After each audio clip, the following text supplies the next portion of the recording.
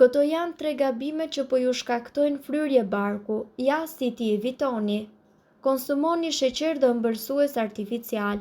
Një arsye kryesore pse këto ushqime shkaktojnë fryrje është për shkak të pamundësisë së trupit të tretë disa komponime komplekse të sheqerit. Hani proteina në fillim të ushqimit. Gjithmonë duhet të hani sallatë së bashku me ose pas ushqimeve proteinike, por jo para. Duhet të balanconi bakteret.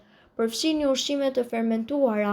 Produktet e fermentuara të tilla si lakër, turshi, kos grek, djathë, dhallë në dietën tuaj, ato ofrojnë varietete të baktereve probiotike, të cilat janë të njohura si mbrojtës kundër të gjitha llojeve të problemeve të tretjes, duke përfshirë gazin e tepërt apo fryrjen e barkut.